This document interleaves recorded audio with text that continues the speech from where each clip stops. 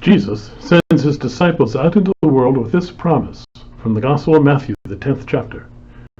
Whoever welcomes you welcomes me, and whoever welcomes me welcomes the one who sent me.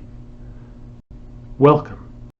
Hospitality is, or should be, the mark of the church. We receive everyone as though they were Christ himself. It's our business, it's what we do. In my house, near the guest rooms, I have placed 2 framed prints, sayings I found posted in other places I visited as a guest. One is from the Mennonite guest house in Nairobi, Kenya, where I stayed for a few days on a mission trip, and it reads, at first, "Let the guest sojourning here know that in this house our life is simple. What we cannot afford we do not offer, but what good cheer we can give, we give gladly." If we really are going to welcome everyone as Christ, then it's going to cost us something.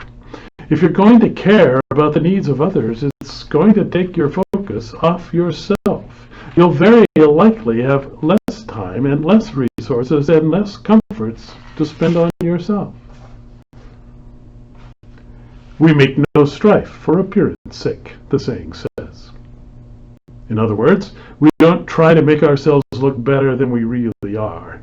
We don't hide our faults and foibles around here, or our simplicity. We aren't perfect, but we are forgiven. Know also, friend, that we live a life of labor. Therefore, if at times we separate ourselves from thee, do ye occupy thyself according to thine heart's desire. When we welcome you into our congregations, we welcome you into our mission. We live a life of labor for the Lord. Our task is to build a church where everyone is welcome and the good news of the love of God and Jesus Christ is proclaimed to all. So please excuse us if we're consumed with the task of welcoming yet more others. We will not defer to thee in opinion, or ask thee to defer to us. What thou thinkest, ye shall say, if ye wish, without giving offense. Which means we won't take offense, even if your opinions are offensive to us. We recognize that we don't have all the answers, but we welcome all questions. This is a safe place, a place of faith, where it's okay to bring your questions and your doubts. What we think, we also say, believing that truth hath many aspects, and that love is large enough to encompass them all. Which is to say, if you stick around, we will witness to you. We will tell you about the most important things in our lives. But we believe that begins with listening, not talking. Because God might be speaking to us through you. The other saying comes from the old guest house at the Benedictine Monastery in Snowmass, Colorado. It's a selection from the Rule of St. Benedict, which governs the life of a monastery. And it reads, "If a pilgrim monk come from distant parts, if with wish as a guest to stay in the monastery, and will be content with the customs he finds in the place, and do not perchance by his lavishness disturb the monastery, but is simply content with what he finds, he shall be received for as long a time as he desires.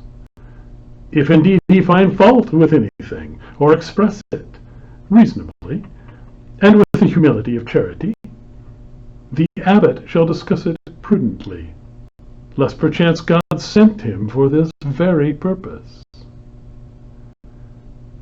Even if you come into this community of faith and complain about everything and start telling us what we're doing wrong, we are to listen to you.